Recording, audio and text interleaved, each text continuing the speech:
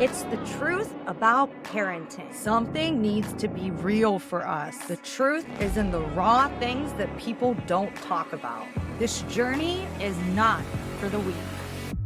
Welcome to the Mama Jack podcast.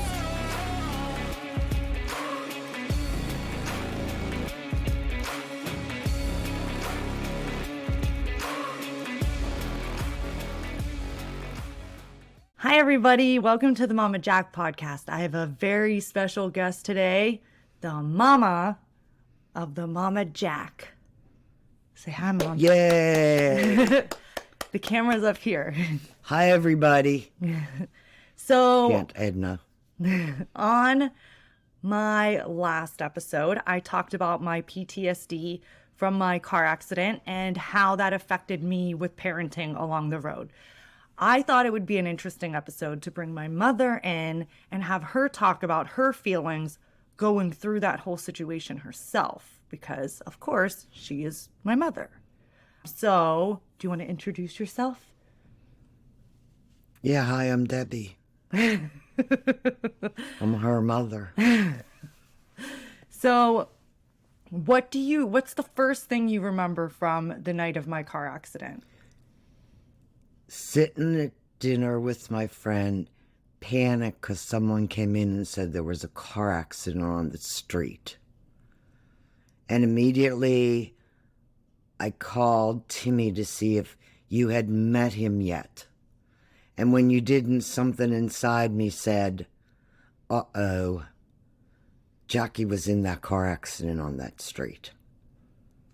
And I was panicking. I was running in circles like in the restaurant, not knowing what to do.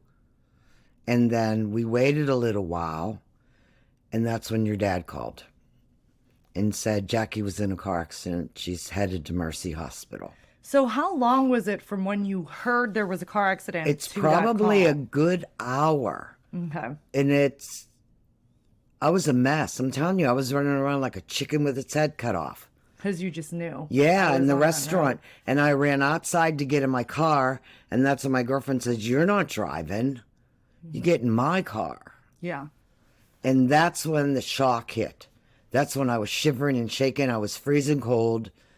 Poor friend had to turn her heater on full blast. and Which she sweat. was always hot. Yes. Like always hot. So her being cold. Yes, it was definitely a weird. shock thing. I Yeah. know it was.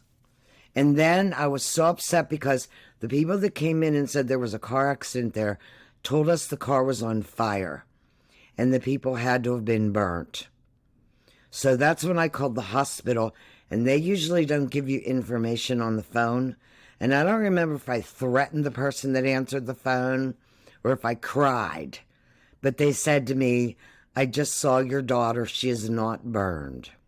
Mm-hmm. So that calmed me down a little bit. And she is lucid and she is talking. Okay. So that's what settled me down for the half-hour ride down to Pittsburgh. So when you got to the hospital, did they take you like Into a back? room. Okay. And did they wait? Did you like dad meet you there? What happened? Yes. Dad and Timmy were there. Amanda were there already. Mm-hmm. And me and Sue got there, and they took us into a room. We waited for a couple minutes. Then the doctors came in and talked to us and said, you know, that you were okay. They think you did something with your hips and that the other girl was in the other hospital. She was in critical condition. I guess she got knocked out. Stephanie get knocked out? Yeah, she got knocked out. Yeah. Yeah, and that they had to, it was a while before they got you out of the car. Mm-hmm. They had to cut you out of the vehicle. But that kind of calmed us down too. Then a little bit later, they came back, like maybe 15 minutes, and said, "You can see her now." That's when I was really afraid, because I didn't know what I'd see. Mm-hmm. And that's when I came in the room and you started crying and saying, "I'm so sorry, I'm so sorry." I'm like, "What are you sorry for? It wasn't your fault. It was an accident. You're okay." And Mom, they cut off my clothes and that was my favorite jacket. So that's what you were worried about at that time. I didn't think you realized how serious it was. I don't think I did either. Mm-hmm. You know? And I don't think I really did till I saw the pictures of you laying in bed sick. You know? when I realized a lot of stuff could happen, could have happened, could still happen. Well, I was bleeding internally the Yes. whole first week, right? Yes. That's why they Yes. didn't do surgery on me. Yes. So what was going through your head with that? Because Well, what number did they one, say? they really didn't say that to us. Yeah. They just said that you needed some days to recuperate before they did the surgery on your hip. We did not realize you were bleeding internally till we started seeing the blood coming, like them saying, what blood type is she? You know, and then we saw the blood coming and the blood coming. And then I thought, uh-oh, what's going on here? Someone not tell me? I don't remember them ever telling me that. Really? I don't. That's interesting. Yeah, I do not remember them telling me that you were bleeding internally. I might have asked. Yeah. Do you know where that was from? Blunt force trauma. Yeah. That was stomach and, I mean, because you slammed up against, I guess, the dashboard. Yeah, I don't. So it was chest, it was stomach, it was your back. Okay. So it was all of that. Okay. Because I thought maybe since my hip bone went through that it was my like femoral artery that was leaking. They really didn't say that.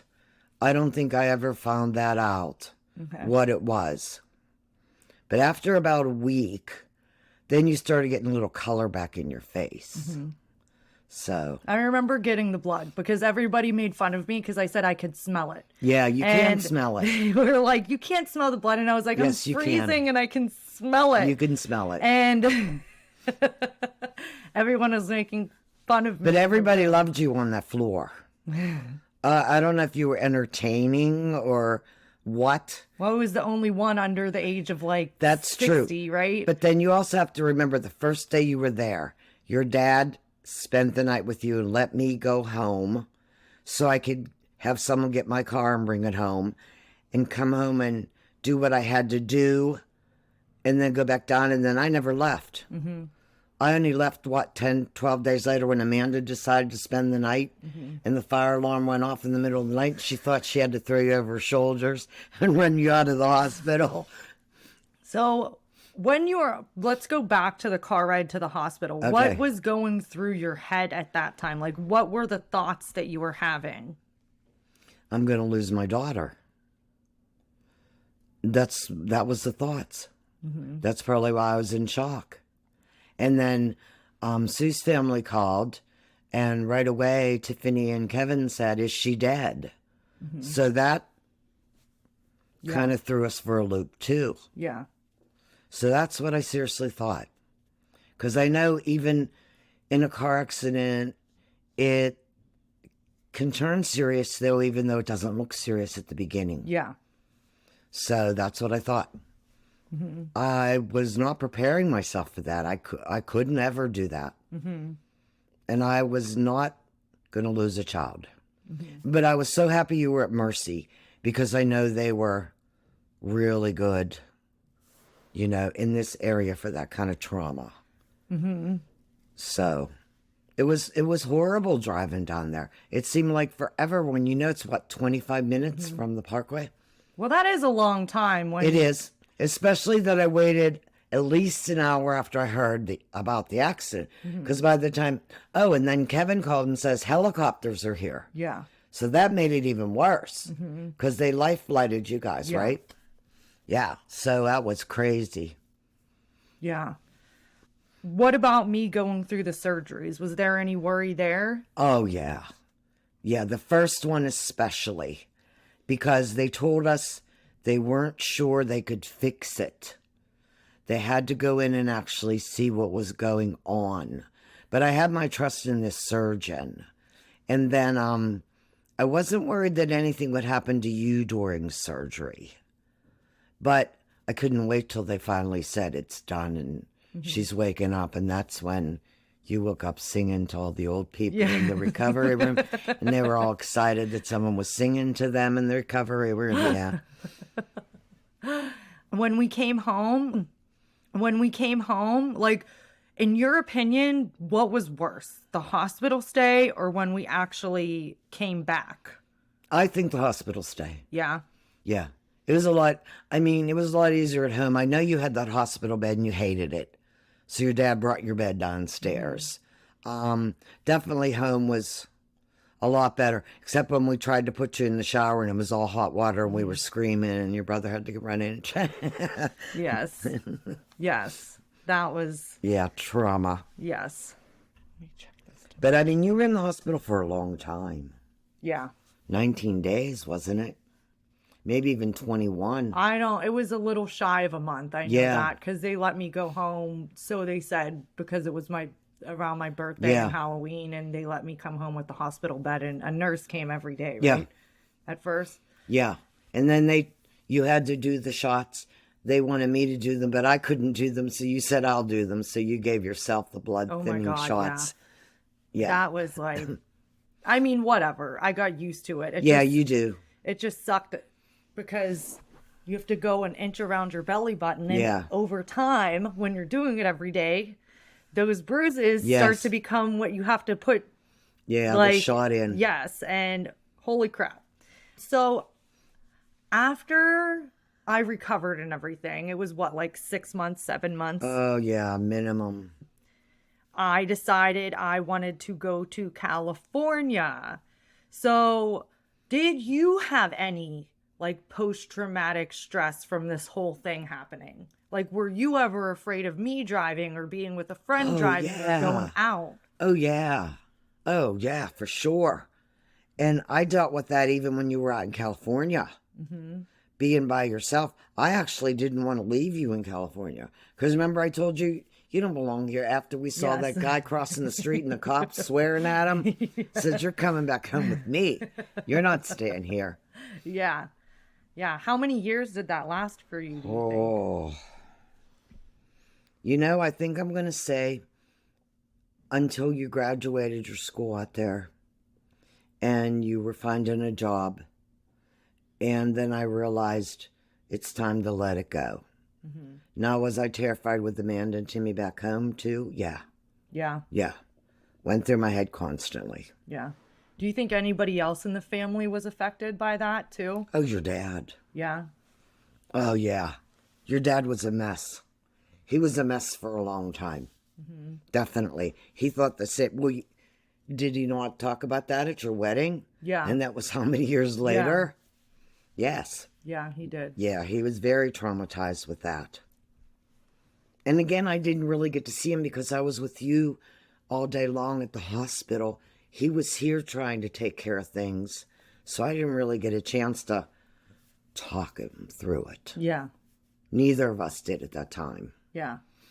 Well, I remember Dad staying at the hospital and I yelled at the nurses, "Can you get him a bed?" No, you yelled at them for me. Oh, that was for you? Yeah. Yeah, you told the nurse, "Can you get my mom a bed?" And the guy came and brought me a mattress and blankets and pillows. Yeah, that was me. That's funny. Well, yeah, I mean, so I had the obvious PTSD symptoms, right? At first, where like cars scared me or like fires or if Yeah. I saw a car accident or if somebody drove too fast. Like, did you realize whenever I started having my panic attacks as I got older that could have been connected to my post-traumatic No. stress? No, not at all. You know when I think I might have realized it? When we were at the attorney's office and you broke out into tears in the middle of them questioning you. I think then I realized, this accident must have some kind of effect on her. I really didn't put two and two together for a while. A long while. Well, they threw pictures of me down. Right. And I was not expecting that at Right. all. And so I like Well, had that never seen, traumatized me all over again, too, because you could see how white you were and Yeah. how sick you were. And I had never seen those pictures. Yeah. Like nobody ever showed them to me. So I was, yeah. I mean, and did you talk to Stephanie before I talked to Stephanie? Did you go Yeah. visit her? she got home first. Yeah. I visited her at home. Okay. But I did talk to her mom every day pretty much while she was in the hospital and you were in the hospital. Or her mom called me every day and vice versa. But yeah, I did see Stephanie before you saw Stephanie. a while, because it was a while before we could get you to Stephanie's to see her. Yeah. Yeah. So, Okay. So, like, when I was in my 20s and I finally, like, calmed down a little bit and I started having the crazy panic attacks and they linked that back to PTSD, was that shocking to you? no, not at all. Well, but another thing I could think of too, a year later, because that was during your homecoming, a year after you graduated, the next year at homecoming always came back in my mind. For a couple years after that, always that October came back in my mind. Yeah, it was crazy.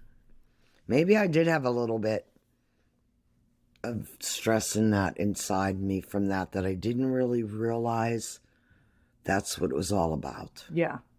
Yeah. Most likely. I mean, if your kid goes through it, that's like, I don't know what I would do if my kids ever have to go through something like that. I pray that they never have to, but it's like one of those things that you never imagine having, like, you see everybody else go through it maybe, and you're like, whoa, Doesn't that's happen sad. to you. Yeah, it doesn't happen to you.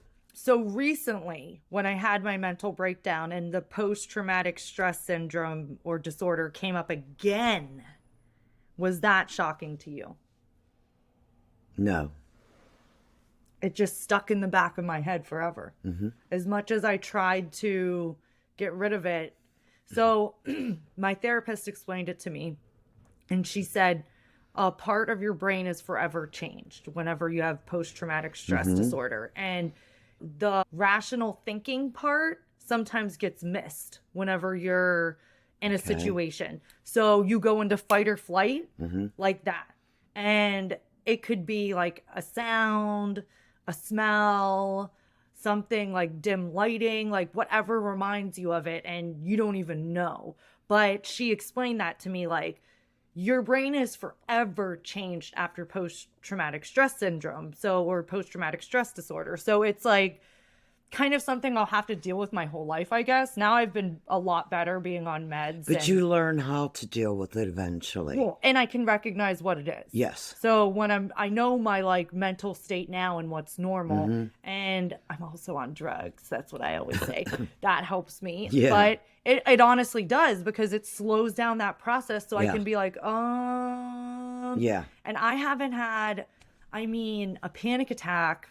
I don't even know. Like, I almost had one a couple weeks ago, but it was like, I don't even know if that's what it was. It was weird. Yeah. But that's been like, It could just be tension or whatever just got to you at that moment. so did anything ever pop up with you like in another way? Like if you were watching a movie and you saw like a kid get hurt or something like No, that? Like, I don't think it did. I don't think it did. I think I tried to put it completely out of my mind. So I don't think it did. okay. No, I definitely tried to block that. Yeah. Yeah. Would you have any advice for a parent going through a similar situation? That's a tough one. How could you give advice to someone who's going to naturally just fall apart when something like that happens? You can't keep your cool. I mean, you can't stop at being nervous and sick and upset. And no, I really no.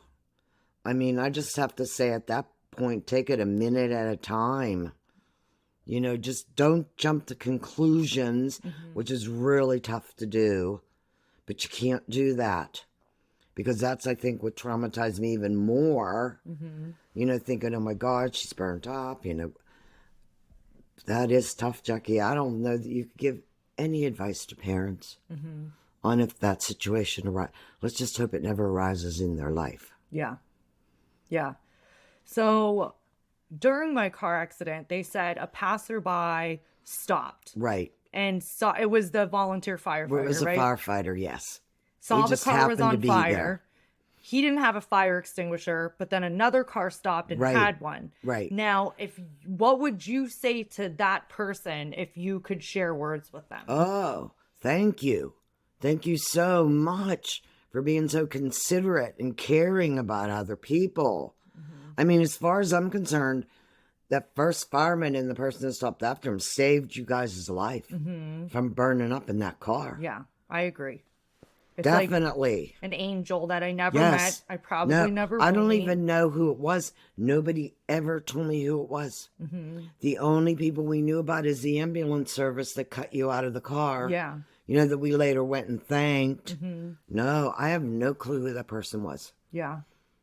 Yeah. But I hope he had a wonderful life because he deserved it for doing that. Yeah, right? It's like some people do things like that one simple thing. Like, Yeah. you know what's interesting from now on? Like, I think I'll always have a mini fire extinguisher in the car. And I know that sounds so weird. People don't think of it. Yeah, like you don't. race drivers do. People with like crazy fast cars do. But even like electrical cars, they say catch on fire and they'll burn in Yeah. like minutes. So it's like something that makes sense, you know. Yeah, it could save someone else's life, even your own. Yes. Yeah. Yeah, of course.